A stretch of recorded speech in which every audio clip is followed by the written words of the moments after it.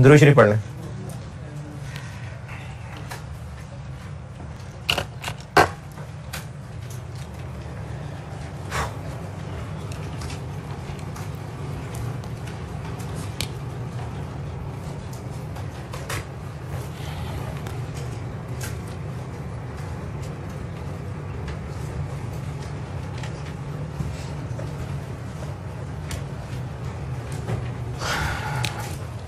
मैंने अभी चूंकि और प्रैक्टिस होमवर्क में चलानी है तो इसलिए मैं एसोसिएट से पहले ये बात बता रहा हूं कि ऐसे क्वेश्चंस आ चुके हैं पास्ट में जिसमें एसओएफपी भी बनानी थी और एसओसीआई भी बनानी थी, डबल सवाल। इस तरह के सवालों को मैं दो हिस्सों में बांट रहा हूं। आईकैप के क्वेश्चंस में ये नहीं हुआ है जो मैं बताने लगा हूं, ये एसीसी के क्वेश्चन में हुआ था, इसलिए मैं बता रहा हूं, हो सकता है आपको भी टेस्ट हो जाए।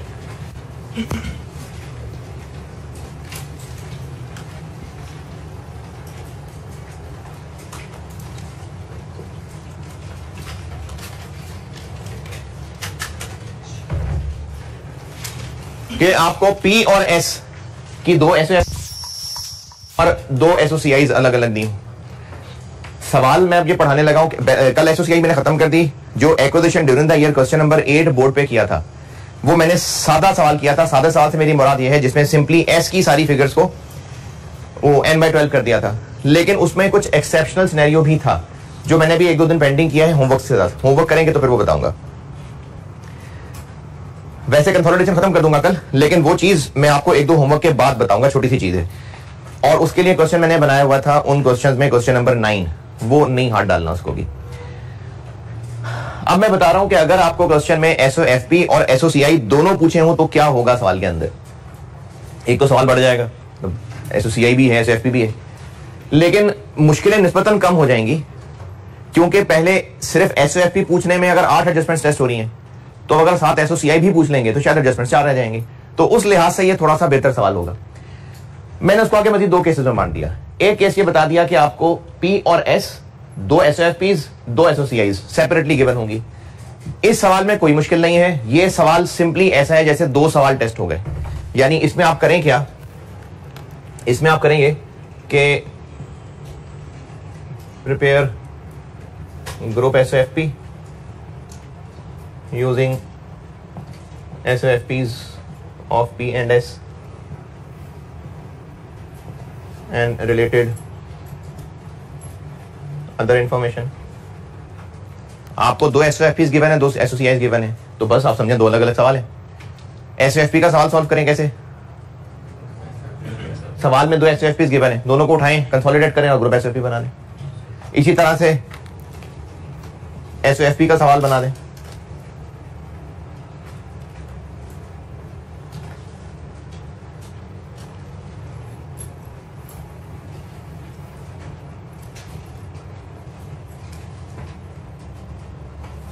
इन अदर वर्ड्स ये सिंपली 2 सवाल बस जोड़ के एक सवाल में डाल दिए गए बस।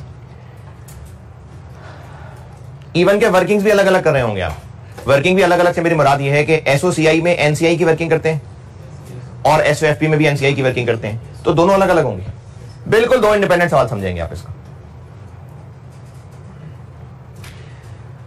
अच्छा, ये बात ही क्यों हो रही है कि 2 इंडिपेंडेंट सवाल समझना कि नहीं समझना? बचपन में कहीं फाइनल अकाउंट के सवाल किए हो शायद आपने, बल्कि नहीं, आप तो इंटर छोड़ी हुई कौम है। फाइनल अकाउंट किए थे, फाइनल अकाउंट किए थे। तो फाइनल अकाउंट्स में क्या होता है कि ट्रायल बैलेंस होता है और ट्रायल बैलेंस से पहले इनकम स्टेटमेंट बनती है, उसका नेट प्रॉफिट निकलता है, फिर वो नेट प्रॉफिट लेके बैलेंस शीट बनती है। ग्रुप बैलेंस शीट भी ऐसे ही बनाते हैं हम। क्या ग्रुप बैलेंस शीट बनाने के लिए पहले इनकम स्टेटमेंट बना रहे हैं पिछले 15-16 दिन से? नहीं। तो इस लिहाज से कह रहा हूं 2 इंडिपेंडेंट सवाल है कि एसओएफपी बनाते हुए एसओसीआई का कोई काम नहीं है। आपने दोनों एसओएफपीज लेनी है जैसे सीखा आज तक, उनको कंसोलिडेट कर देना है। गुडविल की वर्किंग, अदर रिजर्व्स की वर्किंग, रिटेन अर्निंग की वर्किंग, एनसीआई की वर्किंग, और फिर एसओसीआई का सवाल पकड़े, दोनों एसओसीआई लें और उनकी वर्किंग एक ही वर्किंग हुआ करती है, उससे ग्रुप एसओसीआई बना दें। तो ये कोई ऐसी इशू वाली बात नहीं है जिसपे हम कोई प्रैक्टिस करें। और ये आईकैप में टेस्ट भी नहीं हुई है चीज अब तक, ये एसीसी के सवाल में हुई थी, लेकिन बहरहाल ये भी एक शक्ल हो सकती है। तो ये बस डबल सवाल है और कुछ नहीं। हाँ, इंफॉर्मेशन कॉमन लिखी होगी, एक ही पॉइंट यूआरपी का लिखा होगा, उसी को आपने ये सॉल्व करते हुए भी देखना होगा, उसी को ये सॉल्व करते हुए भी देखना होगा। तो इस सिचुएशन को सॉल्व करते हुए आप ऐसे ही समझेंगे जैसे 2 अलग अलग सवाल आपसे टेस्ट हो रहे हैं। जी यार इसमें क्या, इसकी प्रैक्टिस के लिए सवाल चाहिए, एक एसओएफपी का सवाल उठाएं, एक एसओसीआई का सवाल उठाएं, उन दोनों को एक साथ देखें मिला के और सवाल सॉल्व करते हैं। ऐसा जितने जो मर्जी उठाएं, एक सवाल इनकम स्टेटमेंट से उठा लें, एक बैलेंस शीट से उठा लें, और वो बन गया है। तो बता रहा ना यार, एक सवाल बैलेंस शीट से उठाएं, एक इनकम स्टेटमेंट से उठाएं। और मैंने तकरीबन सारे सवालों में ईयर एंड 30 जून 19 रखा हुआ है, तो आप, और सब में पी और एस नाम रखा हुआ है, तो आपको ये भी नहीं फील आएगा कि दो अलग अलग सवाल हैं। तो इसको दो अलग अलग सवालों की तरह डील करेंगे। ओके, आई कैप में जो शक्ल टेस्ट हुई है वो ये है कि एसओएफपी और एसओसीआई कोई भी गिवन नहीं, ना एसओएफपी गिवन है ना एसओसीआई गिवन है।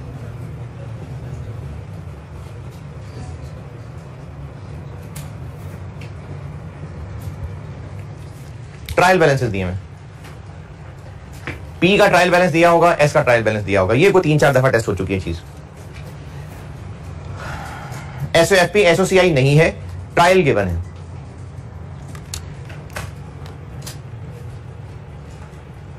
यानी आपको एक डेबिट क्रेडिट की शक्ल में पी का ट्रायल दिया हुआ है और एक एस का ट्रायल दिया हुआ है। अच्छा, ट्रायल बैलेंस में आ क्या क्या रहा होता है, ईयर एंड के बैलेंसेस आ रहे होते हैं, और अगर हम लिस्ट देखें तो assets, liabilities, incomes, expenses, equity, वो सब आ रहा होता है। मैं इसमें इनको क्लासिफाई कर देता हूं, एसेट्स कह देता हूं, लायबिलिटीज और कैपिटल और रिटेन अर्निंग को तोड़ लेता हूं, इनकम्स और एक्सपेंसेस। एसेट्स का डेबिट बैलेंस आ रहा होगा, लायबिलिटीज का क्रेडिट बैलेंस आ रहा होगा, कैपिटल का क्रेडिट बैलेंस होगा, इसका क्रेडिट बैलेंस होगा, इनकम का क्रेडिट बैलेंस होगा, एक्सपेंसेस का डेबिट बैलेंस होगा, और इसी तरह से एस का ट्रायल भी आ रहा होगा।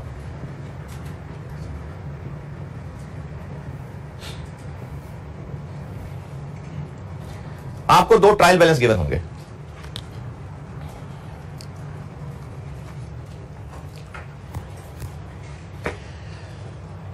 एसओसीआई के सवाल को किस तरह सॉल्व करते हैं। एसओसीआई का सवाल में होता क्या क्या है, दो एसओसीआई दी होती है और अदर इंफॉर्मेशन दी होती है। अब आपको दिया तो ट्रायल है, लेकिन जो ट्रायल दिया होगा ना सवाल में, वो बचपन वाला ट्रायल नहीं दिया होगा। यानी ऐसा नहीं होगा कि इसमें आपको ट्रायल बैलेंस के अंदर सैलरीज और रेंट और रिपेयर और ये चीजें नजर नहीं आ रही होंगी। आपको ट्रायल बैलेंस में वही लाइन आइटम नजर आ रही होंगी जो एसओसीआई दी होती तो होती। एसओसीआई के फेस पे हमें क्या लाइनें नजर आती हैं, sales, cost of sale, distribution, वो लाइनें नजर आ रही होंगी। यानी सिर्फ आपको ये जहमत नहीं करके दी कि इनकम स्टेटमेंट बना देते, वही लाइनें बस ट्रायल में लिख दी होंगी, वही लाइनें एसओएफपी में लिख दी होंगी। तो शक्ल बेशक ट्रायल की होगी, लेकिन होगी असल में वो एसओसीआई और एसओएफपी, बस मिला के ट्रायल की शक्ल में लिखी होगी। वही लाइन आइटम्स होंगी जो एसओसीआई में होनी थी। तो आपके लिए एसओसीआई की हद तक तो कोई मुश्किल नहीं है, इन दो लाइनों को उठाएं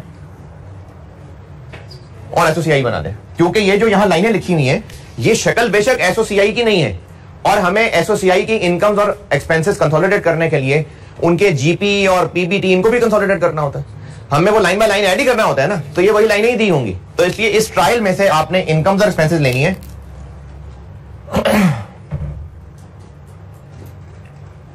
और ग्रुप एसओसीआई बना देनी है।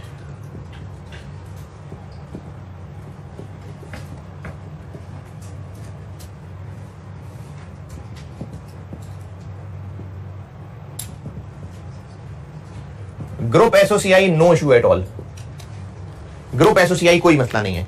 आप ये लाइंस जहां से उठाएंगे इनकी कोई ना कोई रिलेटेड इंफॉर्मेशन आ रही होगी, वही। अच्छा, इसके नीचे इंफॉर्मेशन वैसे ही पॉइंट्स होंगे जो लिखा हो ना, इस दिन इतने शेयर एक्वायर किए थे, फिर यूआरपी, फिर ड्यूरिंग द ईयर बेचा, फिर वो सारी एडजस्टमेंट वो सब ऐसे ही होंगी।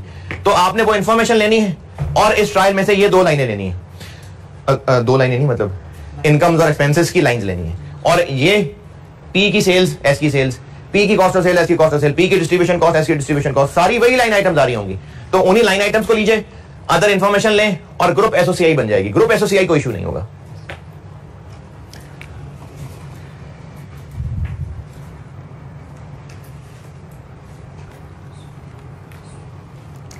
हाँ, ग्रुप एसओएफपी में थोड़ा सा इशू होगा, बिल्कुल थोड़ा सा। पहले इतना लिखे, फिर ग्रुप एसओएफपी बताता हूं। ये बता दो,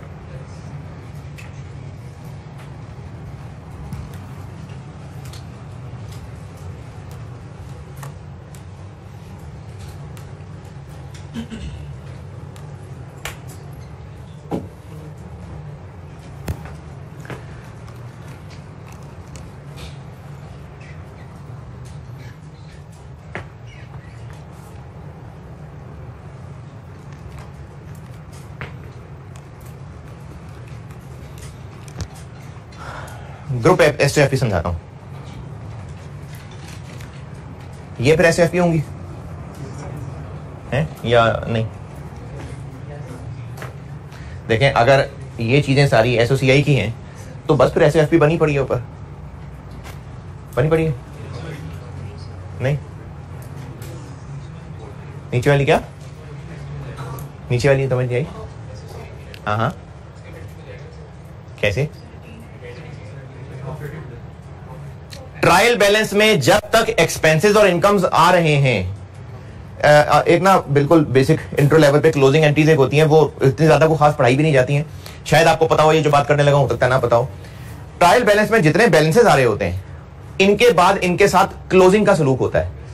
इनकम्स और एक्सपेंसेस को प्रॉफिट एंड लॉस अकाउंट नामी एक अकाउंट में ट्रांसफर कर दिया जाता है।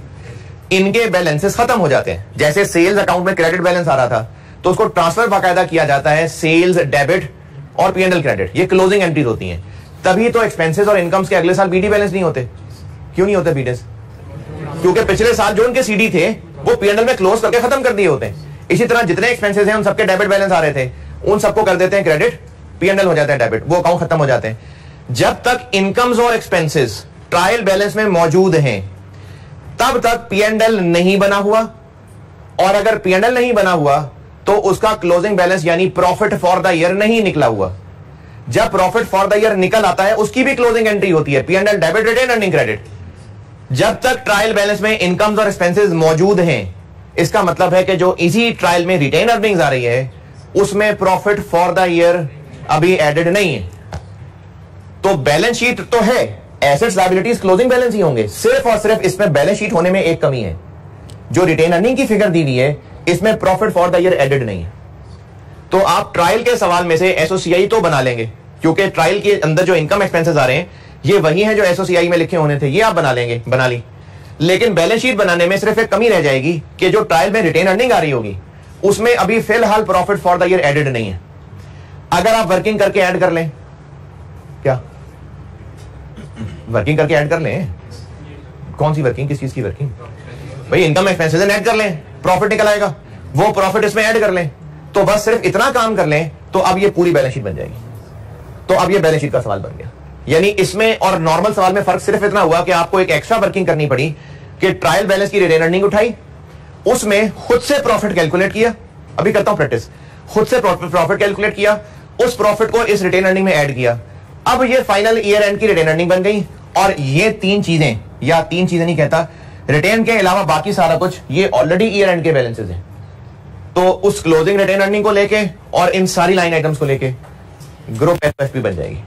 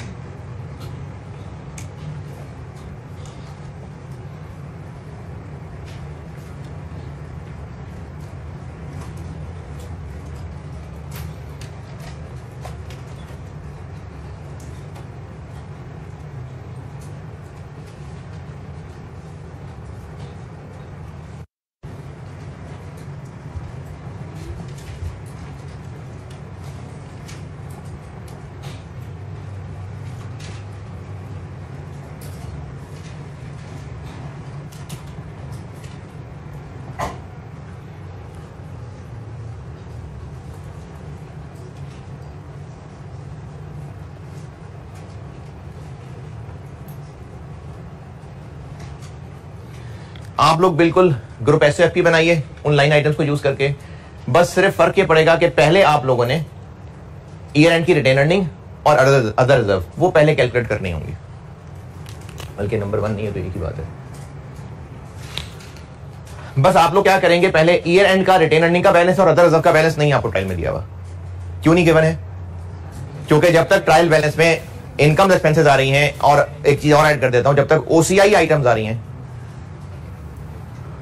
तो इसका मतलब है कि वो एसओसीआई वगैरह नहीं बना हुआ। ओसीआई आइटम्स का सेपरेट आने का चांस कम है। मैंने सिर्फ इसको लिखा इसलिए ताकि ये बात भी जहन में ला सकें आपके कि अदर रिजर्व में भी कोई ना कोई फनकारी लग सकती है। वैसे अदर रिजर्व्स यानी ओसीआई आइटम्स अलग से नहीं आ रही होती। क्यों नहीं आ रही होती? मैं पहले रिटेन अर्निंग बता दूं, फिर बताता हूं क्यों नहीं आ रही होती। ये मैंने यहां वर्ड लिख जरूर दिया है, लेकिन इसके बारे में आपको एक नोट बताऊंगा, वो आप खुद लिख लीजिएगा। रिटेन अर्निंग बना के देता हूं।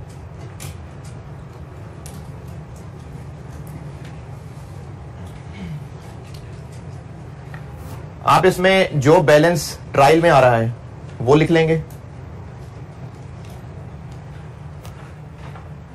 और इसको ईयर एंड की फिगर तक कैसे पहुंचाएं? प्रॉफिट फॉर द ईयर इसमें ऐड कर देंगे। लेकिन ये तो आपको दिया ही नहीं है, तो निकाल लेंगे। अच्छा, इसमें भी अब साइंसी बात यह है कि आपने इसको कैलकुलेट करना जरूर है।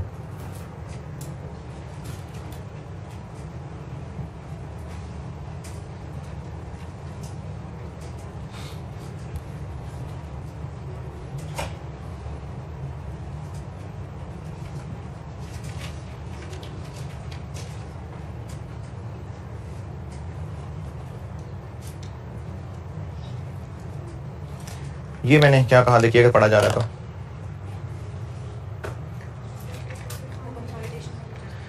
आपने सिर्फ ट्रायल की फिगर्स, इनकम एक्सपेंसेस लेके प्रॉफिट निकालना है, एडजस्टमेंट्स नहीं डालनी शुरू कर देने भी। यानी आपको ट्रायल बैलेंस में जो सेल्स लिखी नजर आ रही है, उसमें आपको नीचे इन्फॉर्मेशन पढ़ के पता है कि इसके अंदर इंटरकंपनी सेल है, उसको नहीं उड़ा देना। अभी आपको अदर इन्फॉर्मेशन पढ़ के नजर आ रहा है कि इसके अंदर एक्स्ट्रा डेप्शन चार्ज नहीं हुई, अभी नहीं डालनी। अभी हम सिर्फ कर क्या रहे हैं, ट्रायल की जो शक्ल में इंफॉर्मेशन टेढ़ी मेढ़ी है, हम यूज टू नहीं है इसको इस्तेमाल करने के, हम सिर्फ उसको इस इंफॉर्मेशन की शक्ल में ला रहे हैं जो हम यूज टू जो इस्तेमाल करने के लिए यूज टू है। जैसे एसेट्स लायबिलिटीज तो ठीक है, ऐसी ही गिवन होती हैं। रिटेन अर्निंग में क्या खामी थी? तो हमने वो प्रॉफिट इसके अंदर सिंपली ऐड करके इसको सवाल की फिगर बनाया है। बस एक बार इसको सवाल की फिगर बना लिया, अब जैसे सवाल नॉर्मली करते हैं फिर हम वैसे करेंगे। ये वाली बात मुझे उम्मीद है कि इसको समझने की जरूरत है। अभी मैं सवाल कराता हूं तो समझाता हूं, लेकिन अगर टूटा फूटा समझा पा रहा हूं तो हमें ये ईयर एंड की रिटेन अर्निंग्स क्यों निकालनी पड़ रही है अलग से, ताकि पूरी बैलेंस शीट बन जाए। बेशक बैलेंस शीट की शक्ल में नहीं है, हमने कौन सा दो बैलेंस शीट बनी बनाई को मिला के ग्रुप बैलेंस शीट बनानी थी, हमने पी प्लस ऐसे ही करना था। तो मकसद तो था दोनों का पीपी मिल जाए, मिल गया, दोनों के स्टॉक की फिगर मिल जाए, मिल गई। तो हमें ये बैलेंस शीट की लाइन आइटम्स ही नजर आ रही हैं, सिर्फ रिटेन अर्निंग की खामी थी। वो रिटेन अर्निंग की एक बार खामी दूर कर लें तो अब ये एक नॉर्मल बैलेंस शीट का सवाल बन जाएगा। और वो खामी कैसे दूर करनी है? आपने ट्रायल में लिखे हुए इनकम एक्सपेंसेस से प्रॉफिट निकालना है और वो उसमें ऐड करना है। लेकिन प्रॉफिट निकालते हुए क्या ख्याल करना है कि एडजस्टमेंट्स नहीं करनी, as it is figures plus minus करके बस प्रॉफिट निकाल देना है। कैसे? मैं भी कराता हूं प्रैक्टिस।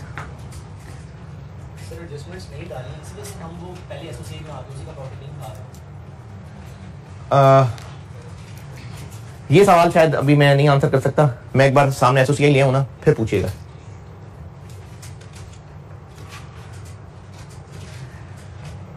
अच्छा, ये रिटेन अर्निंग वाली बात लिखें, फिर मैं अदर रिजर्व्स के बारे में एक नोट बताता हूं, अपने अल्फाज में खुद ही लिख लीजिएगा।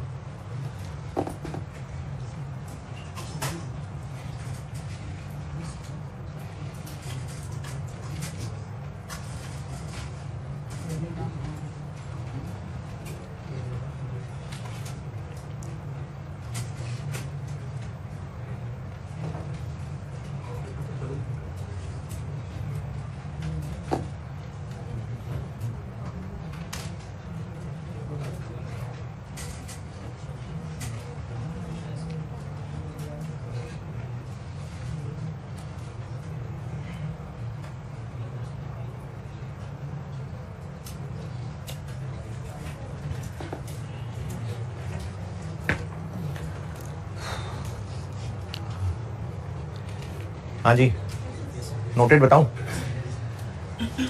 अदर रिजर्व के बारे में बात ये लिख लीजिए कि अदर रिजर्व में नॉर्मली इस तरह का मसला इसलिए नहीं आएगा, पूरी बात सुनने पहले, कि इनकम्स और एक्सपेंसेस सारी अलग अलग आइटम्स होती हैं, उनको एंड रिजल्ट नेट करेंगे, प्रॉफिट निकलना है तो जाके वो रिटेन अर्निंग में ऐड होना है। लेकिन ये जो ओसीआई आइटम्स होती हैं जैसे आपके लेवल पे, तो उसकी अकाउंटिंग एंट्री में ही सरप्लस का नाम आ चुका होता है। नहीं, मुश्किल हो गई बात। आपने इनकम एक्सपेंसेस के अकाउंट्स अलग अलग इस्तेमाल किए होंगे, आपने नहीं, बिजनेस ने sales, cost of sale, distribution cost, ये अलग अलग नाम आ रहे होते हैं। ये नाम ट्रायल में मौजूद हैं, ये नाम खत्म होंगे जब प्रॉफिट एंड लॉस बनेगा, नेट प्रॉफिट निकलेगा, नेट प्रॉफिट निकलेगा, वो रिटेन अर्निंग्स में जाएगा। इन नामों के होते हुए रिटेन अर्निंग में profit for the year added नहीं है, लेकिन जो ओसीआई आइटम्स हैं वो बस प्रेजेंट होने में एक अलग लाइन आइटम है। अदरवाइज रिवैल्यूएशन की डबल एंट्री क्या होती है? फॉर द ईयर रिवैल्यूएशन हो रही है अपवर्ड, क्या एंट्री होगी? ऐसे डेबिट और तो रिवैल्यूएशन सरप्लस हो गया क्रेडिट, या कोई ओसीआई को अलग से क्रेडिट होगी? सरप्लस हो गया क्रेडिट। तो जब सरप्लस क्रेडिट हो गया तो ट्रायल में जो सरप्लस आ रहा है वो क्लोजिंग ही है। ऐसा बहुत कम चांस है, जिक्र इसलिए कर रहा हूं, हो सकता है सवाल में गिवन हो कि आपको रिवैल्यूएशन सरप्लस का एक बैलेंस नजर आ रहा, हुआ नहीं आज तक, सरप्लस का एक बैलेंस नजर आ रहा हो ट्रायल में और ब्रैकेट में लिखा हो कि ना 1 जनवरी का बैलेंस है, और नीचे एक अलग से क्रेडिट बैलेंस नजर आ रहा हो, रिवैल्यूएशन गेन ओसीआई, तो फिर तो उसको उस ओपनिंग में ऐड करेंगे तो क्लोजिंग सरप्लस बनेगा। लेकिन ऐसा आज तक हुआ नहीं है, और होना बनता भी इसलिए नहीं है क्योंकि जब अपवर्ड रिवैल्यूएशन होगी तो उस एंट्री में हो जाएगा रिवैल्यूएशन सरप्लस क्रेडिट। तो इसलिए ये वाला काम रिटेन अर्निंग के लिए तो करना पड़ेगा, अदर रिजर्व्स के लिए ऐसा करने की जरूरत पड़ी नहीं है आज तक, और मुझे उम्मीद भी नहीं है कि पड़ेगी।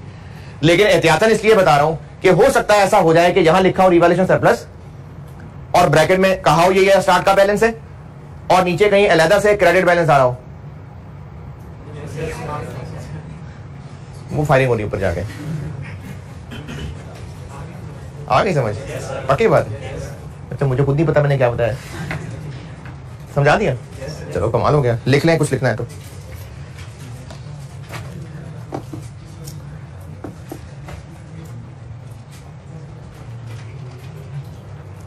मैंने कहा है कि आपको रिटेन अर्निंग्स में तो ये काम करने की डेफिनेटली जरूरत पड़ेगी, क्योंकि प्रॉफिट फॉर द ईयर एक अलग चीज निकाली जाती है जो रिटेन अर्निंग में ऐड होती है। अदर रिजर्व मैंने लिखा जरूर है, लेकिन ऐसा जिसकी वर्किंग की जरूरत नहीं पड़नी, क्योंकि फॉर द ईयर जो भी रिवैल्यूएशन हुई होगी उसका क्रेडिट सरप्लस में चला गया होगा। जो ट्रायल बैलेंस में सरप्लस का बैलेंस आ रहा होगा वो ईयर एंड का बैलेंस ही होगा, इसलिए अलग से इसके लिए वर्किंग नहीं करनी पड़ेगी मोस्ट प्रोबेबली। नहीं, वो तो एक मिसाल दिया ना, फेयर वैल्यू रिजर्व भी हो सकते हैं, तो उसमें भी हम लोग क्रेडिट एंट्री में तो फेयर वैल्यू रिजर्व का नाम ही ले लेते थे IFRS 9 में, तो उसका बैलेंस क्लोजिंग ही आ रहा होगा। सिर्फ रिटेन अर्निंग में मसला होता है।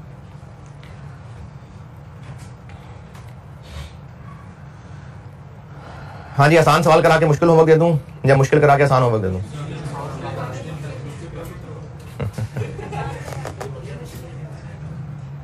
मुश्किल करवा के आसान होमवर्क दे दूं?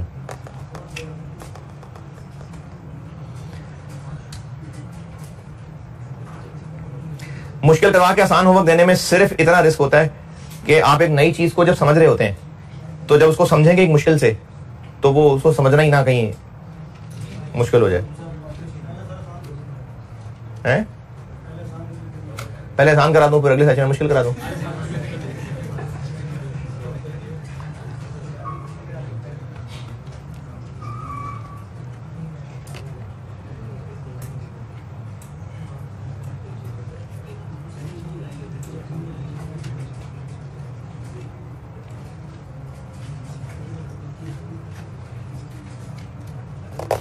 चले, एक और हल मुझे भी ध्यान में आया। मैं आपको आसान सा सवाल जो है ना वो जबानी फड़काता हूं और उसमें प्रोजेक्टर पे दिखाता हूं। एक बार सिर्फ सवाल की फिगर, सोल्यूशन सवाल दिखा के एक पिक्चर गुजार देता हूं, फिर बोर्ड में मुश्किल सवाल करता हूं। ऐसे कर लेता हूं। आप लोग पढ़िए क्वेश्चन 10। ये आसान तरीन सवाल था, सिर्फ ये प्रोसीजर पहली बार टेस्ट हुआ था तो इसलिए इन्होंने एडजस्टमेंट्स खास नहीं डाली थी। अच्छा, कौन से चैप्टर में आप पढ़ेंगे? मैं इस वक्त इनकम स्टेटमेंट वाले चैप्टर की बात कर रहा हूं। पेज 429 पे 429 पेज 429 क्वेश्चन 10 पढ़ लें।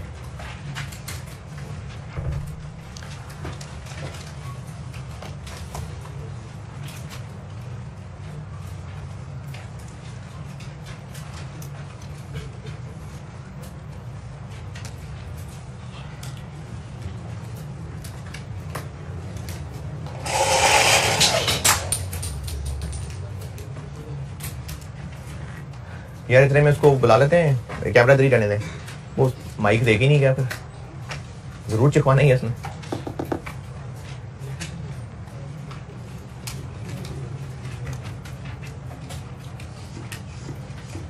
दे गया था, इसके अंदर खराब ही है।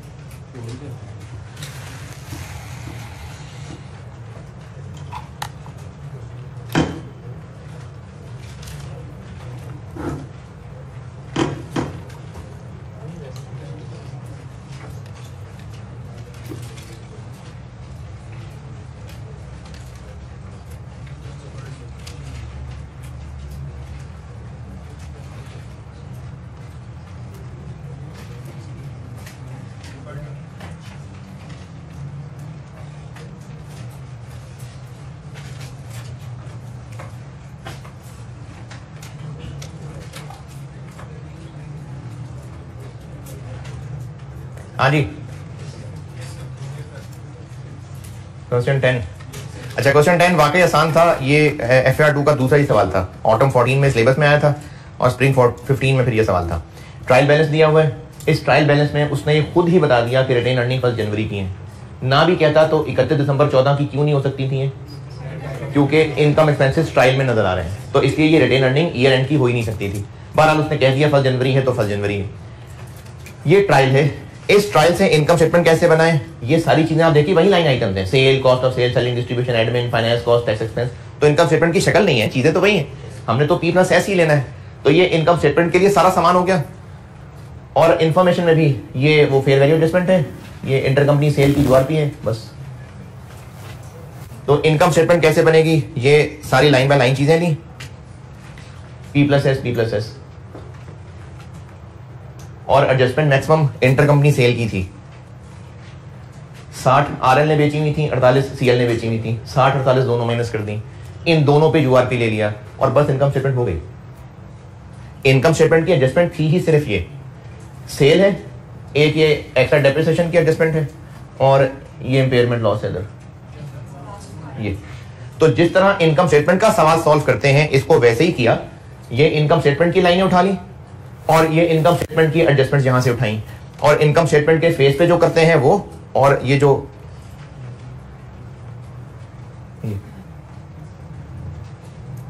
इनकम स्टेटमेंट अलग, ये NCI की वर्किंग अलग। देखें आपको NCI की 2 वर्किंग नजर आ रही है, क्यों? एक इनकम स्टेटमेंट के सवाल की वर्किंग, एक बैलेंस शीट के सवाल की वर्किंग। तो बिल्कुल इंडिपेंडेंटली आपने इनकम स्टेटमेंट का सवाल सॉल्व किया। इनकम स्टेटमेंट की चीजें सवाल में बिल्कुल ट्रायल की शक्ल में एज इट इज मौजूद हैं। ये वही है जो इनकम स्टेटमेंट की शक्ल में होनी थी, अब ट्रायल की शक्ल में है। तो ये 2 SOCI समझ लें, ये इनकी रिलेटेड अदर इंफॉर्मेशन समझ लें, और इससे SOCI और ये NCI की वर्किंग, वही एक्स्ट्रा डेप्रिसिएशन और URP, बस ये SOCI का सवाल हो गया। SOCI हो गया सवाल। जो मैंने अभी इस के पीछे जो बात की थी, ये बात ये है कि आपको ट्रायल बैलेंस में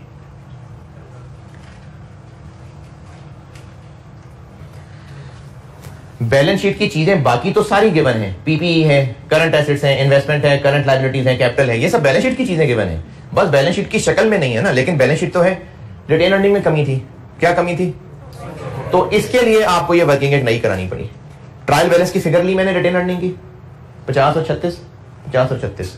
ये क्या किया, ये उसी ट्रायल से इनकम एक्सपेंसेस उठाए, लेकिन एज इट इज उठाए। मैंने इनमें एक्स्ट्रा डेप्शन नहीं डाल ली, मैंने इनमें URP नहीं डाली।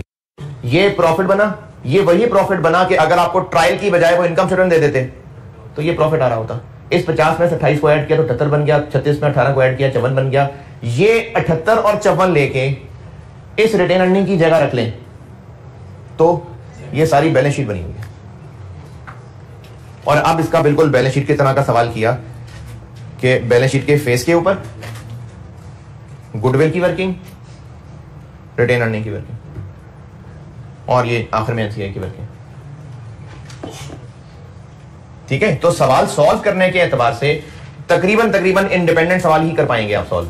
सिर्फ एक कॉमन पॉइंट है कि आपको इनकम्स और एक्सपेंसेस को लेके ट्रायल में दी गई रिटेन अर्निंग की फिगर में ऐड करने के बाद क्लोजिंग रिटेन अर्निंग बनानी है। सिर्फ ये एक एक्स्ट्रा वर्किंग है, अदरवाइज ये बिल्कुल सेपरेट इनकम स्टेटमेंट का सवाल है, सेपरेट SOFP का सवाल है। ओके जी जी हाँ, यानी ट्रायल बैलेंस में आपको यहां पर रिटेन अर्निंग भी लिखी होती है और रिवैल्यूएशन सरप्लस 1 जनवरी लिखा होता है। फिर नीचे इधर या ऊपर ये जो एक्सपेंसेस इनकम लिखे हैं ना, यहां पर एक लाइन आ रही होती है रिवैल्यूएशन गेन, क्रेडिट बैलेंस आ रहा होता, वो एक अलग से आ रहा होता। फिर आप उसको साथ उस ओपनिंग के मिलाते, अब वो बैलेंस शीट का सरप्लस बन जाता। जी ट्रायल वाला सवाल, इसमें सवाल आपके सामने देख लें, अगर पढ़ तो आपने लिया ही है, कुछ पूछना है तो बिल्कुल पूछें, फिर मैं आपको मुश्किल वाला सवाल कराता हूं। जी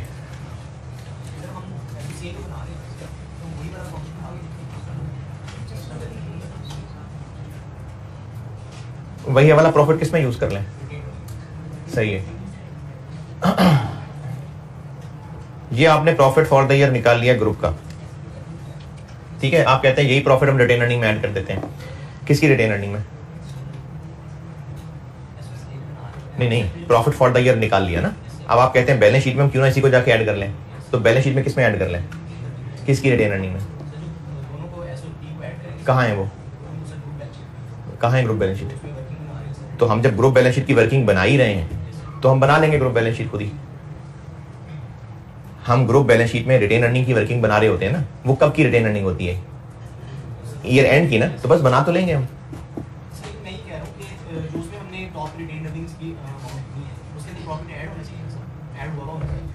हम जब रिटेन अर्निंग की वर्किंग कर रहे होते हैं, ये बैलेंस शीट रिटेन अर्निंग की वर्किंग है, ये हम कितने साल की रिडक्शन लेनी है, कौन सा यूआरपी लेना है, ये कौन सी डेट सामने रखी होती है, ईयर एंड। तो हम ईयर एंड की रिटेन अर्निंग की वर्किंग कर तो रहे हैं ऑलरेडी। अब हम ग्रुप से इनकम स्टेटमेंट से प्रॉफिट उठा के यहाँ कहाँ ऐड करें, हम तो ऑलरेडी रिटेन अर्निंग यही सोच के वर्किंग कर रहे हैं कि हम ये ईयर एंड की रिटेन अर्निंग्स कैलकुलेट कर रहे हैं, तो हम लोग अलग तरीके से कैलकुलेट कर तो लेते हैं। जो बात आप कहना चाह रहे हैं ना, वो तब होती अगर हमारे पास ग्रुप की रिटेन अर्निंग्स का कोई ओपनिंग बैलेंस आ रहा होता।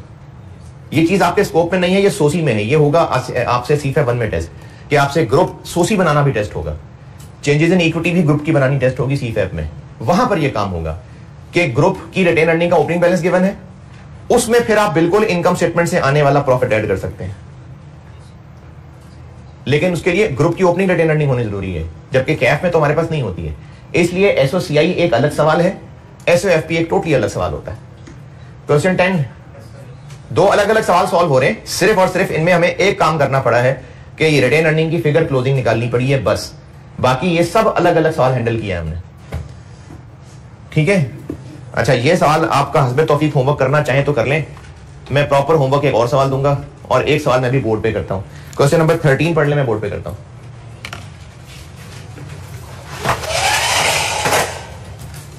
क्वेश्चन 13 इसी चैप्टर का क्वेश्चन 13 स्प्रिंग 19 आखिरी है, क्योंकि इसके बाद एसोसिएट शुरू हो गया हुआ था।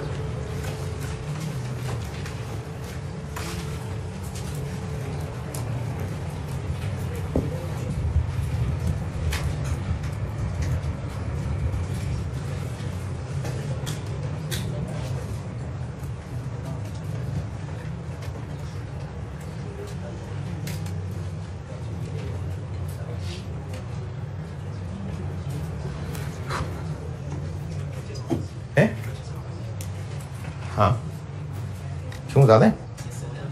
अच्छा चलो 12 हैं तो सही, लेकिन अब इतने मार्क्स नहीं होंगे ना। उस वक्त ये सेक्शन ए और सेक्शन बी का मसला नहीं था, वो ऑटम 19 अटेम्प्ट से शुरू हुआ था।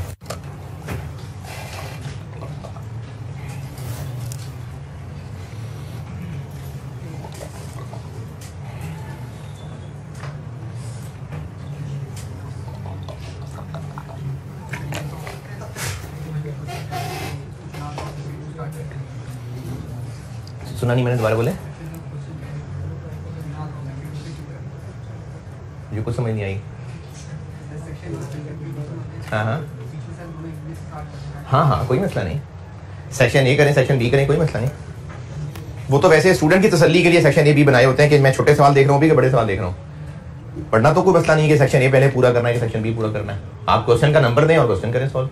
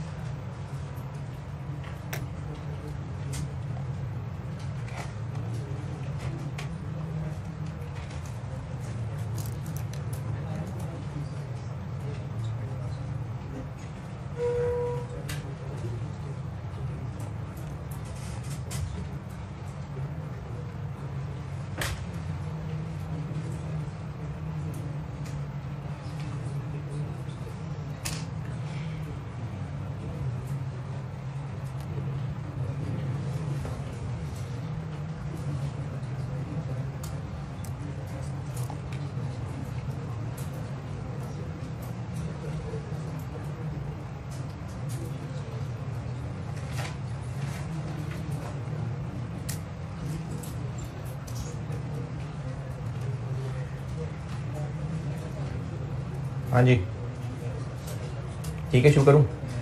अब इसमें आपको ट्रायल दिया हुआ है 31 दिसंबर 18 और ट्रायल में आपको इनकम एक्सपेंसेस और बैलेंस शीट आइटम सारी नजर आ रही हैं और उसने रिटेन अर्निंग के साथ लिख भी दिया कि ये 1 जनवरी 18 की रिटेन अर्निंग है। ना भी लिखा होता तो इनकम एक्सपेंसेस ऊपर ही हैं तो भी प्रॉफिट फॉर द ईयर नहीं निकला हुआ। एसओएफपी रिक्वायर्ड है, एसओसीआई रिक्वायर्ड है। ज्यादा प्रैक्टिस क्योंकि हमने एसओएफपी की होती है तो इसलिए अभी भी मैं एसओएफपी से शुरू करता हूँ। एसओएफपी बनाते हैं और एसओएफपी बनाते हुए आप एसओसीआई को इग्नोर करें, बस एसओएफपी का सवाल कर रहे हैं हम। ये मैं कर रहा हूं स्प्रिंग 19।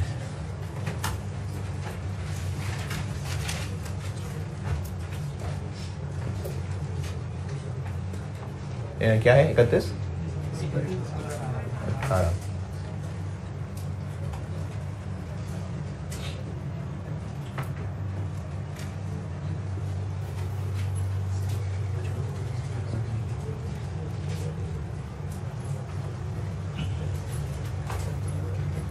जी बताइए। पीपीई कितना 541 बस 193 आगे। इन्वेस्टमेंट बस वही है या और भी बस वही? चले छोड़े। और लोन टू डायरेक्टर्स कितना 10 और करंट एसेट्स। ये नॉन करंट की हेडिंग में ना 2-3 लाइनें रखा करें, कोई नए एसेट्स भी आ सकते हैं। जी बताइए। 2284 प्लस 97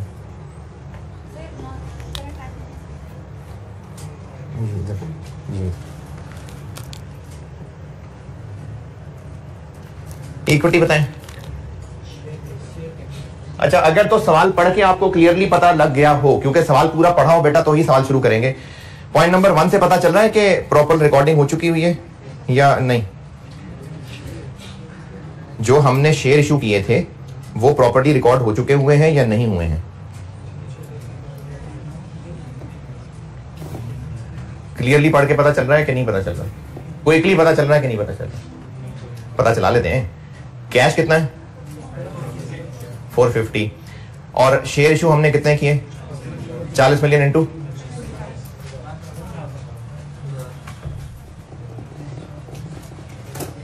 कितने हो गए 1450। और कई बार ऐसी बात की कि रिकॉर्डिंग नहीं हुई इन्वेस्टमेंट की, ऊपर ट्रायल से देख के कुछ ऐसी हिंट मिल रही है। अच्छा यार एक मिस करा दी ना चीज, मैंने कहा भी था इन्वेस्टमेंट्स लिखा हुआ है ना भाई, इन्वेस्टमेंट्स इन बीएल तो नहीं लिखा हुआ। क्या है वो बीएल है ना? हाँ तो इन्वेस्टमेंट इन बीएल थोड़ी लिखा हुआ है, इन्वेस्टमेंट्स लिखा हुआ है 1600। और भी होंगी कोई तो कैपिटल। मेरा इस बात का मकसद ये था कि कैपिटल ठीक है, रिकॉर्डेड है या हमें करना पड़ेगा? ठीक रिकॉर्डेड है, रिकॉर्डेड है। कैसे पता चला? एक तो आप पॉइंट नंबर 1 की इन्वेस्टमेंट की फिगर मिला के देखिए तो ट्रायल में उससे ज्यादा ही आ रही है, यानी रिकॉर्डेड है। और कुछ ऐसा कहा भी नहीं है कि रिकॉर्डिंग नहीं की, तो बस कैपिटल ठीक है, फाइनल है। कितना है 3720 और प्रीमियम कितना 1430। आगे रिटेन्ड अर्निंग्स वर्किंग 2 और NCI working 3। Current liabilities non current नहीं है कोई? करंट लायबिलिटीज एक मिनट करंट लायबिलिटीज जी 713651। ये हमने एसओएफपी की चीजें यहां ब्रैकेट्स में लिख ली। एसओएफपी एसओसीआई का कंबाइंड सवाल है, आप फिर भी इनको अलग अलग लेके चलिए।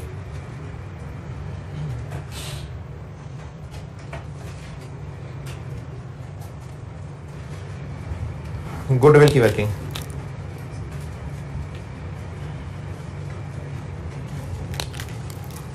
रिटेन्ड अर्निंग्स की वर्किंग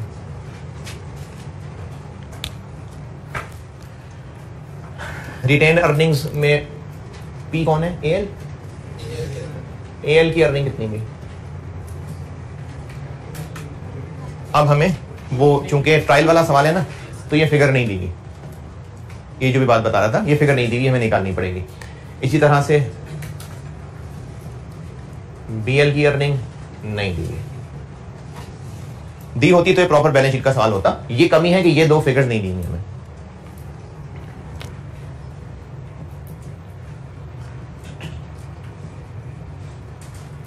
कितनी है retain earning as per trial?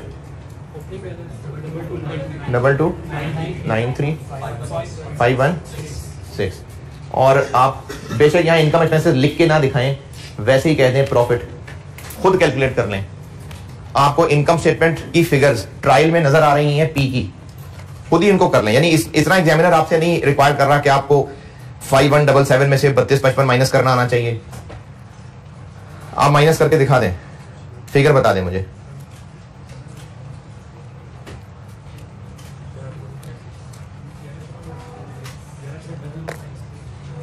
जी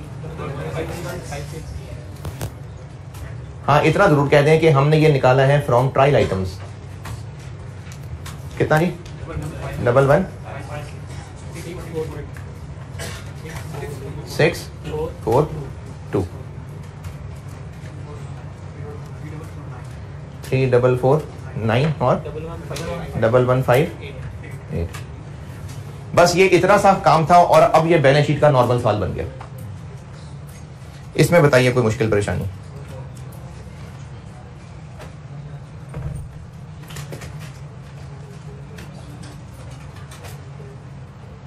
डबल 158 और 344 सही। 3449 और चलें, अब ये नॉर्मल बैलेंस शीट का सवाल है। अब इसको हम बैलेंस शीट की तरह करते हैं।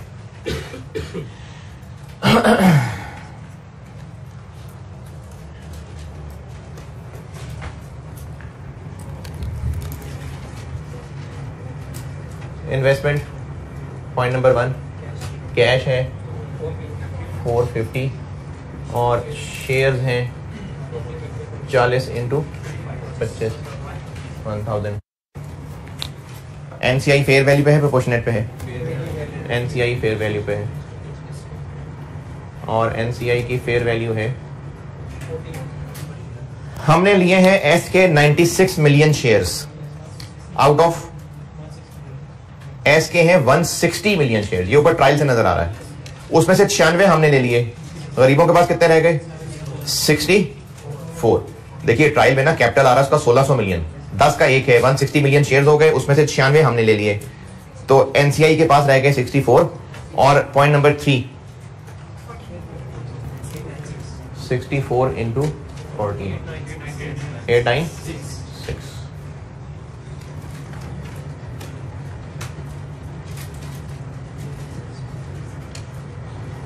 कैपिटल एस का 1600, प्रीमियम 322। चले रिटेन अर्निंग बताता हूं, पहले यहां तक पहुंचे सारे, यहां तक पहुंचे फिर रिटेन अर्निंग बताता हूं।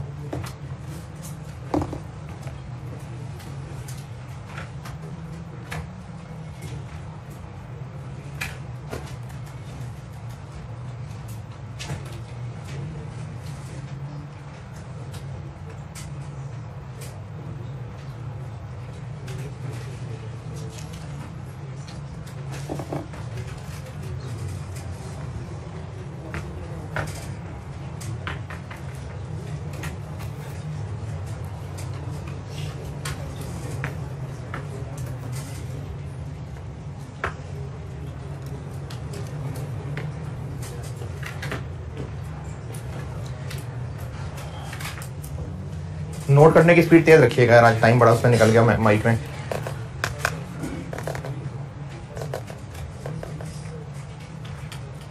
हाँ जी, अच्छा अब रिटेन अर्निंग्स एक्विजिशन डेट पे कितनी थी, कब खरीदा है?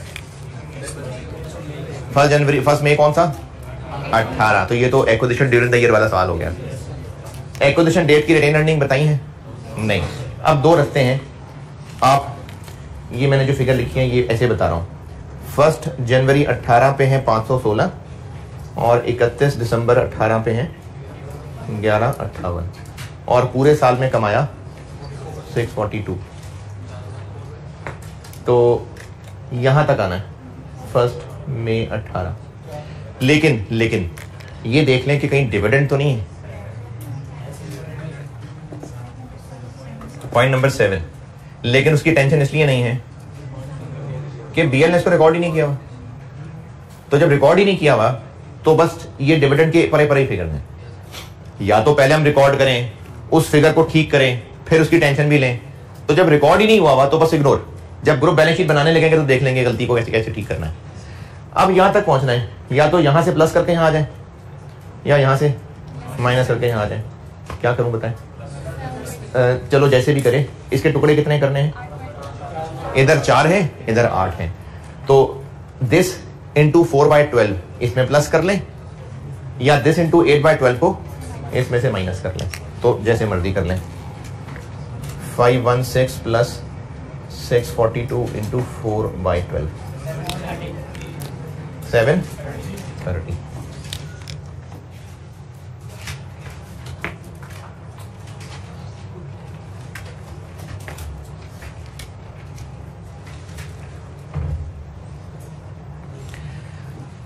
अच्छा, सवाल अच्छा है, इसको मैं खुद ही पूरा करना चाहूंगा। अभी मैं देखता हूं कितना होता है आज, कल इसको मैं खुद ही पूरा करूंगा। आप लोग क्वेश्चन नंबर 10 जो मैंने भी जबानी दिखाया था, ये होमवर्क करिएगा। वैसे ये तो हो ही गया। अच्छा ठीक है, क्वेश्चन 10 आपने करना है। क्वेश्चन 10 होमवर्क है आपका, ये मैं खुद ही पूरा करूंगा। चलें अभी जल्दी जितना होता है। और जी कोई पॉइंट नंबर 1 में कुछ रह गया? पॉइंट 2, एक्विजिशन डेट पे फेयर वैल्यू एडजस्टमेंट्स हैं 2। पॉइंट 2 पढ़ रहा हूं।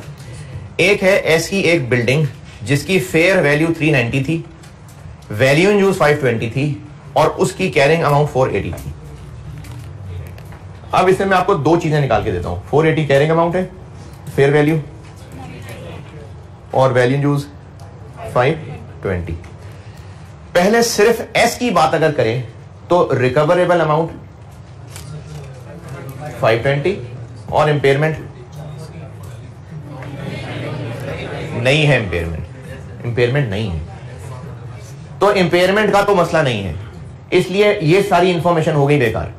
हाँ, कंसोलिडेशन के लिए हमने इस एसेट की फेयर वैल्यू एडजस्टमेंट 12 जरूर करनी है, और वो जो फेयर वैल्यू एडजस्टमेंट करनी है वो फेयर वैल्यू एडजस्टमेंट करनी है, इसका उससे कोई ताल्लुक नहीं है। तो इसलिए इंपेयरमेंट तो नहीं होनी थी, नहीं हुई, लेकिन फेयर वैल्यू एडजस्टमेंट जरूर है। तो ये फेयर वैल्यू एडजस्टमेंट हम लोग अंदर करेंगे। ठीक है, वैल्यू यूज का कोई काम नहीं है। वैल्यू यूज अगर कम दी होती तो फिर सवाल में ये बताया होता कि एस ने इसकी काउंटिंग की थी, नहीं की थी, इंपेयरमेंट लॉस रिकॉर्ड किया, नहीं किया, फिर इस तरफ चल पड़ती कहानी। वैल्यू यूज चूंकि इस्तेमाल होनी नहीं थी, उसने बता दी बस।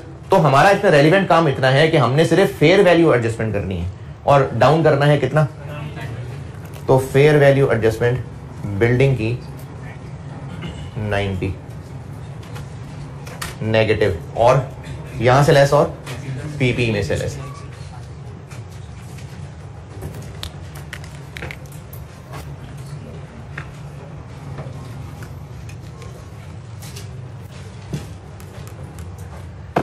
कितनी जिंदगी बाकी थी इसकी? और ये वाकया है कब का? 1 मई 18।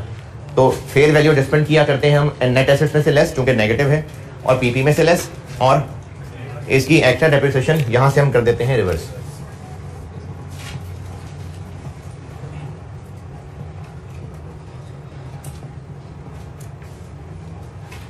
बिल्डिंग की एक्स्ट्रा डेप्रिसिएशन कर देते हैं एड बैक, जो कि है 90 डिवाइडेड बाय 20 इंटू 8/12। यहां ऐड और पीपीई में ऐड। ये पॉइंट 2 का पहला बुलेट पॉइंट किया मैंने। और इस 440 का क्या करना? 440 का कुछ भी नहीं करना। आपको ऐसा थोड़ी कहा है कि रिवैल्यूएशन मॉडल पे लेके जाना है, तो इसलिए 440 का कुछ भी नहीं करना। पॉइंट नंबर 2 बुलेट पॉइंट 1 पढ़ लीजिए। इसमें कहीं पर कोई भी मुश्किल परेशानी है तो बताइए। फेयर वैल्यू एडजस्टमेंट की और उसकी एक्स्ट्रा डेप्रिसिएशन एडजस्ट करनी। पॉइंट नंबर 2 के फर्स्ट बुलेट पॉइंट पे हूं मैं, और दूसरी लाइन में लिखा हुआ है ग्रुप फॉलोज कॉस्ट मॉडल। अगर कहा होता ना ग्रुप फॉलोज रिवैल्यूएशन मॉडल, तो फिर साथ ये बात की होती कि एस कॉस्ट मॉडल पे चल रहा है, फिर हमने एस की इस बिल्डिंग को 440 तक भी अपडेट करना था, लेकिन चूंकि कॉस्ट मॉडल है तो इस 440 का कुछ भी नहीं करना। Point 2 bullet point 1 done. Bullet point 2, एक ब्रांड है, बीएल ने उसकी कोई इज्जत नहीं की हुई थी, जबकि हमने उसकी इज्जत की और उसको एक वैल्यू साइन की और उसको हम गुडविल की वर्किंग में एसेट बना लेते हैं। कितना? 162 और इंटेंजिबल एसेट बना लेते हैं।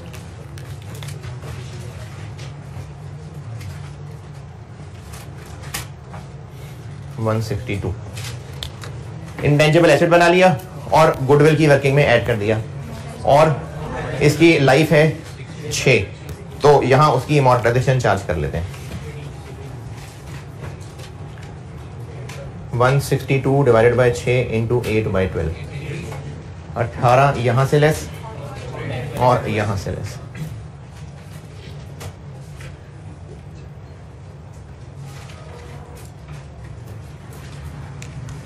ये हो गया पॉइंट नंबर 2। अच्छा, इस सवाल में ना एक मुश्किल भारत जरूर होती है कि बैलेंस शीट का सवाल तो खुशी खुशी सॉल्व कर लेंगे, इनकम स्टेटमेंट पे जाते जाते एडजस्टमेंट्स भूल गई होंगी, तो ये एक एहतियात जरूर है और इसी एहतियात के फिर 25 नंबर है। लेकिन मैं ये हरगिज रिकमेंड नहीं कर रहा कि आप 4 पेजेस अगले खोल के इनकम स्टेटमेंट भी फैला लें, नहीं, ये ना करें, रायता मच जाएगा। बस बैलेंस शीट करें, बैलेंस शीट पहले पूरी सॉल्व कर लें, फिर इनकम स्टेटमेंट की नजर से दोबारा देख लेंगे सवाल को। Point number 1, point number 2 done.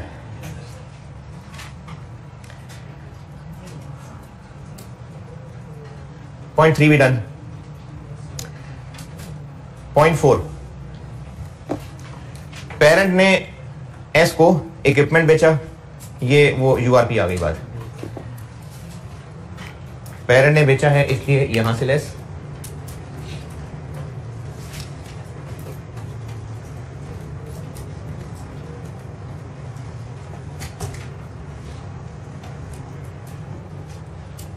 URP निकालते हैं जी।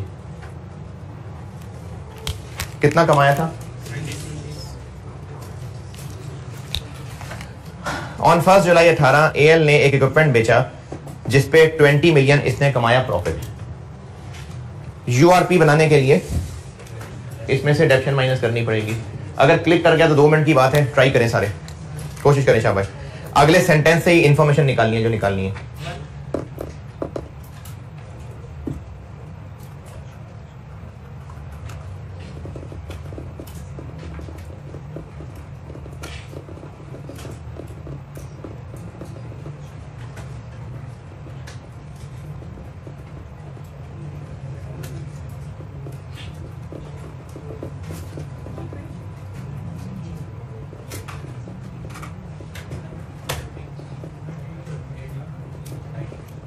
नहीं, डेप्शन पूछ रहा हूं मैं।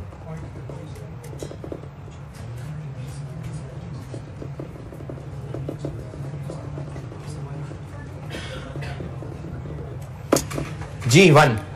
अच्छा, मैं पहले डायरेक्ट बताता हूं, जिनको डायरेक्ट समझ आ गई डायरेक्ट सही, जिनको डायरेक्ट समझ नहीं मैं लंबे तरीके से बता दूंगा। 20 में से उतना डेप्रिशिएट हो गया जैसे 250 में से 12.5। 250 का खरीदा और उसने 12.5 डेप्रिशिएट कर लिया, ये लिखा हुआ है। तो 250 में से अगर 12.5 तो 20 में से कितना? 1। और ये चूंकि मैंने मुश्किल बात कर दी तो मैं आपको एक और तरीके से बताता हूं। बायर ने 250 को पता नहीं क्या रेट लगाया होगा कि 6 महीने की डेप्रिसिएशन 12.5 आई होगी। 1 जुलाई को बेचा है ना, तो बीएल ने अब 6 महीने तो डेप्रिशिएट किया है, तो उसने ऐसा क्या रेट लगाया होगा कि इतनी डेप्शन आई होगी? ये निकलता है 10%। तो इसका मतलब है कि उधर हमें 20 मिलियन को 10% 6/12 करना होगा 1। या अगर किसी ने किसी और तरीके से किया तो वो भी बता दें। लाइफ निकालिए पहले, चलो ठीक है, लाइफ निकाल ली।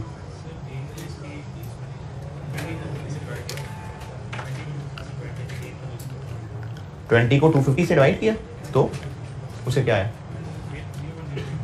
तो वो क्या है? URP 19।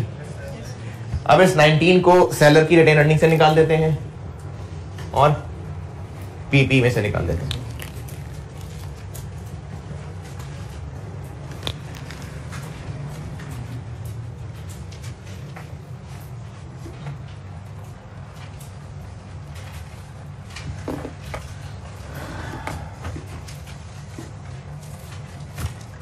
Point number 4, point number 5, हर महीने बीएल एसएल एएल को चीजें बेचता है। चलो ये तो इनकम स्टेटमेंट की बात है। ईयर एंड पे दिसंबर में से बेची हुई चीजों में से 75% बची हुई हैं। ये पॉइंट क्या है बैलेंस शीट के लिए? यूआरपी। सेलर कौन है? Less URP on goods. देखें जी, इधर ब्रैकेट में रश मच रहा है। दिसंबर में कितने की सेल्स की?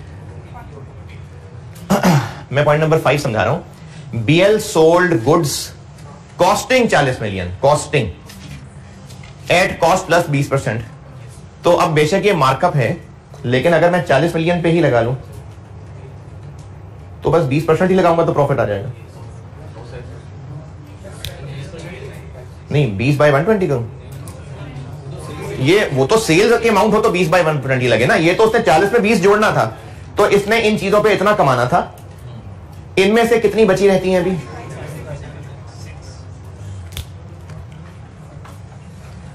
हर महीने इतनी बेचता है और दिसंबर में जितनी चीजें खरीदी थी उनमें से 75% अभी भी स्टॉक में पड़ी हुई है। तो यूआरपी आ गया 6, यहां से लेस और इन्वेंट्री में से लेस।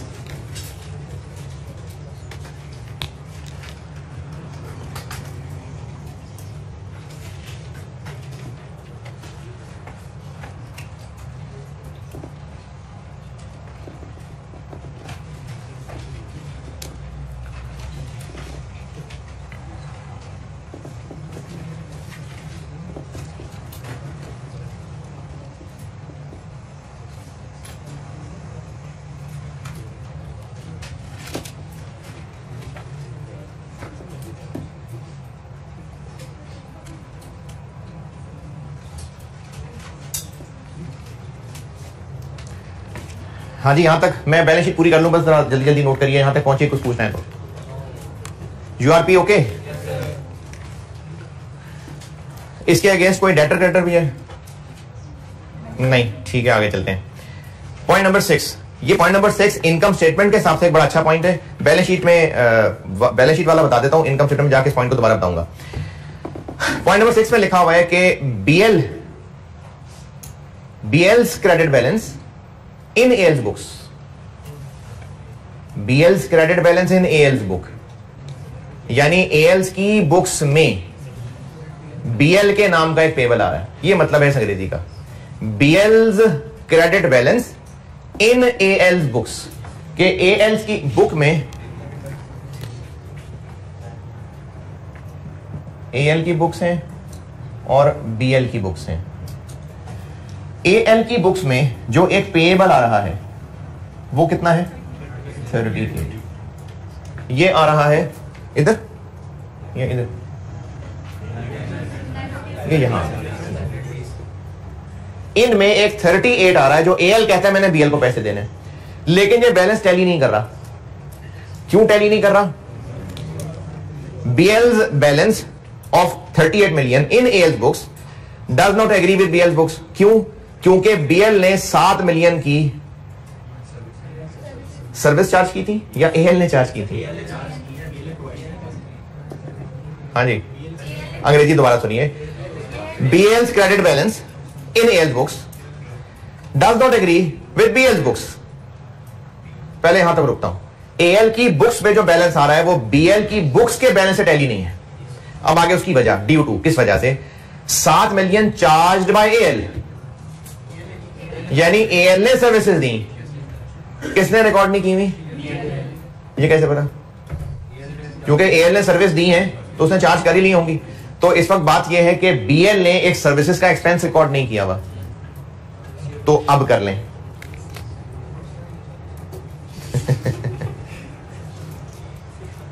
बीएल ने एक सर्विसेज का एक्सपेंस रिकॉर्ड नहीं किया, अब कर लेते हैं। कितना?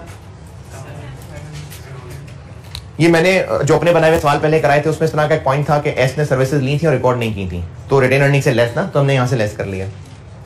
इसका दूसरा फिट कहां प्लस माइनस करो?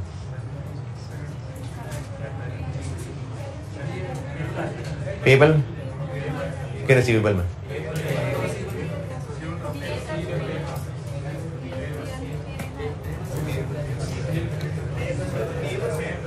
अच्छा पहले तो ये देखें, ये पेएबल है या रिसीवेबल है?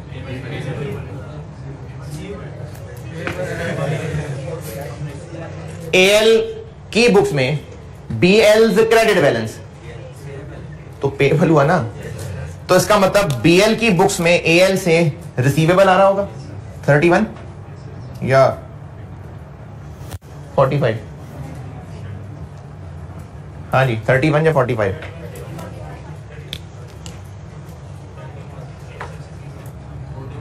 अच्छा चले, रिसीवेबल आ रहा होगा, जाग रहे हैं? एएल की बुक्स में बीएल, ये बड़ी अच्छी अंग्रेजी का पॉइंट है, जरा ध्यान से सुने। एएल की किताबों में बीएल के नाम का पेएबल आ रहा है, इससे कोई एतराज? BL credit balance in AL books, तो ये पेएबल आ रहा है, तो फिर बीएल की बुक्स के अंदर रिसीवेबल आ रहा होगा, और ये इससे टैली नहीं कर रहा। क्यों टैली नहीं कर रहा? क्योंकि एएल ने बीएल को सर्विसेज दी थी और बीएल ने वो सर्विसेज रिकॉर्ड नहीं की थी। कब कर ले रिकॉर्ड? एक्सपेंस डेबिट और रिसीवेबल क्रेडिट।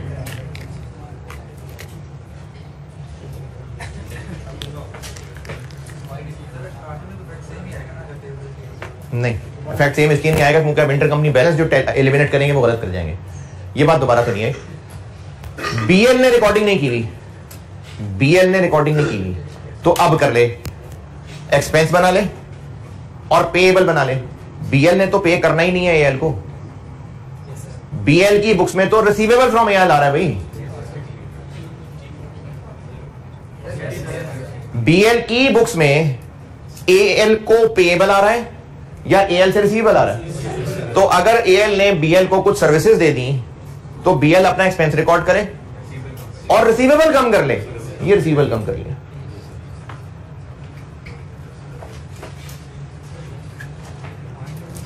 अच्छा एक मिनट, पूरा मैं अंग्रेजी पूरी कर लूं जरा। रिसीवेबल में से माइनस करना है, पेबल को नहीं बढ़ाना। रिसीवेबल नहीं समझ आया?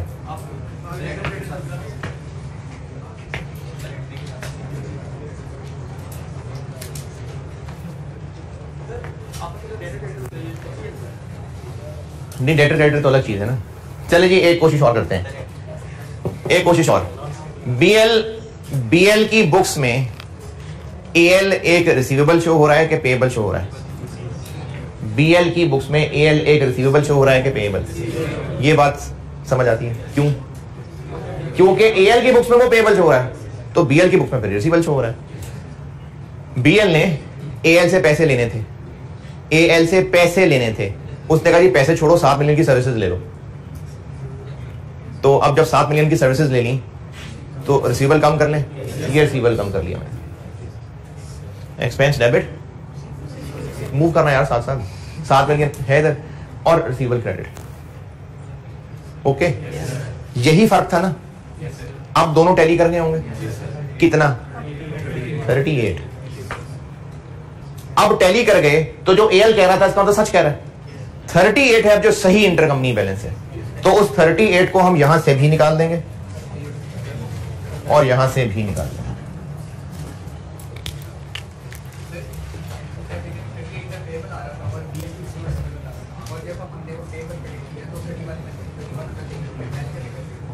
क्या क्या क्या?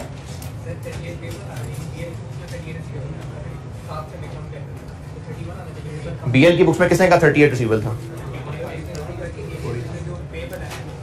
नहीं, उसने कहा डज नॉट एग्री। मैं कह रहा हूं ये 45 था ड्यू टू, ये 45 था, 7 कम करके 38 पे आया और फिर 38 एलिमिनेट हो गया। ये था जी इसका पॉइंट नंबर 6।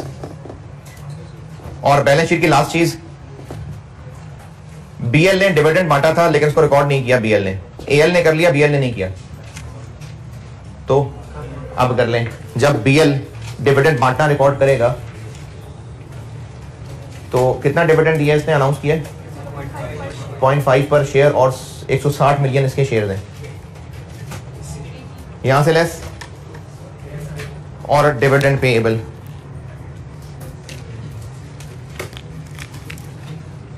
रिटेन अर्निंग से लेस और डिविडेंड पेएबल पी ने रिकॉर्ड किया हुआ, एस ने नहीं किया हुआ, पहले एस रिकॉर्ड कर ले और अब पेएबल रिसीवेबल एलिमिनेट कर दे। तो इसमें से कितना है जो इंटर कंपनी है? अच्छा चलो छोड़ो, शेयर लिए कितने हुए पी ने?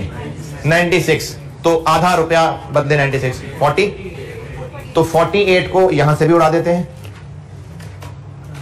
और यहां से भी उड़ा देते हैं।